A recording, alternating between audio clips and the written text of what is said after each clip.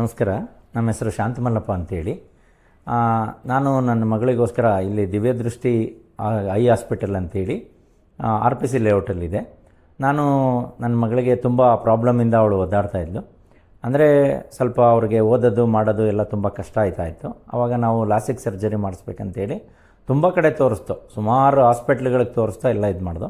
But ಏನಂದರೆ ನಾವು middle people ಆಗಿರೋದ್ರಿಂದ ಸ್ವಲ್ಪ ಕಾಸ್ಟ್ ಬಗ್ಗೆನೂ ತುಂಬ ಯೋಚನೆ ಮಾಡೋಂಥ ಪರಿಸ್ಥಿತಿ ಬಂದಿತ್ತು. ಹಾಗಾಗಿ ಎಲ್ಲ ಕಡೆಯೂ ತೋರಿಸ್ತಾ ಬಂದಾಗ ನಮಗೆ ಇಲ್ಲಿ RPC ಲೇಔಟಲ್ಲಿರ್ತಕ್ಕಂಥ ದಿವ್ಯದೃಷ್ಟಿ ಹಾಸ್ಪಿಟಲಲ್ಲಿ ಪ್ರಕಾಶ್ ಕುಮಾರ್ ಜೈನ್ ಅಂತೇಳಿ ಡಾಕ್ಟ್ರು ತುಂಬ ಕೋಆಪ್ರೇಟ್ ಮಾಡಿದ್ರು. ಮತ್ತು ಅವರು ನಮ್ಮ ಒಂದು ಫ್ಲೆಕ್ಸಿಬಲ್ ಇದಕ್ಕೆ ಅಡ್ಜಸ್ಟ್ ಆಗಿ ನಮ್ಮ ಮಗಳಿಗೆ ಲಾಸಿಕ್ ಸರ್ಜರಿನ ಮಾಡಿದ್ರು. 1 ಮಂತ್ ಆಯ್ತಾ ಬಂತು. She is very fine. ಯಾರಾದರೂ ಅಕಸ್ಮಾತ್ ಪ್ರಾಬ್ಲಮ್ಸಲ್ಲಿದ್ದರೆ, ತೊಂದರೆಯಲ್ಲಿದ್ದರೆ ಅವರು ತುಂಬ ಸಪೋರ್ಟಿವ್ ಆಗಿ ಇದು ಮಾಡ್ತಾರೆ. ಅವರು ಪ್ರೈವೇಟಾಗೂ ಕೂಡ ಮಕ್ಕಳಿಗೆ ಕೆಲವೊಂದು ಯೋಜನೆಗಳನ್ನು ಕೂಡ ಆಯ್ಕೊಂಡಿದ್ದಾರೆ. ಅವರು ತುಂಬ ಯಾವಾಗಲೂ ಸಮಾಜಮುಖಿಯಾಗಿ ಕೆಲಸ ಮಾಡ್ತಾಯಿದ್ದಾರೆ. ನಮಗೆ ತುಂಬ ಸಂತೋಷ ಆಯಿತು. ಯಾಕೆಂದರೆ ಅವರೇ ಕರ್ಕೊಂಡೋಗಿ ಇದರಲ್ಲಿ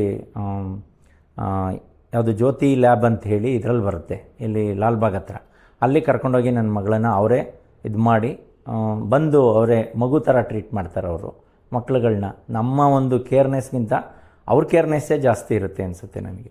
ಈ is very good and fine. ನಾವು ಸಮಾಜದಲ್ಲಿ ಇಂಥವ್ರನ್ನ ಹುಡುಕಿ ನಿಜವಾಗೂ ನಮಗೆ ಹೆಲ್ಪ್ ಮಾಡೋವಂಥ ಜನಗಳನ್ನು ನಾವು ನೋಡಬೇಕು. ಅದು ನಮ್ಮ ಒಂದು ಗುರಿಯಾಗಿರಬೇಕು. ಯಾರೇ ತೊಂದರೆಯಲ್ಲಿದ್ದರೂ ಕೂಡ ಈ ಒಂದಿದು ಲಾಸಿಕ್ ಇರ್ಬೋದು ಅಥವಾ ಕಾಂಟ್ರಾಕ್ಟ್ ಇರ್ಬೋದು, ಯಾವುದೇ ಇರ್ಬೋದು, ಸುಮಾರು ಜನಕ್ಕೆ ಇಲ್ಲಿ ಮಾಡಿದ್ದಾರೆ.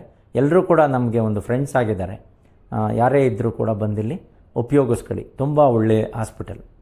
ಅದ್ರ ಬಗ್ಗೆ ಗೌರವ ಪ್ರೀತಿ ನನಗೆ ಖಂಡಿತ ಕೊನೆಯವರೆಗೂ ಇದ್ದೇ ಇರುತ್ತೆ. ನಮಸ್ತೆ. ಜೈ ಹಿಂದ್.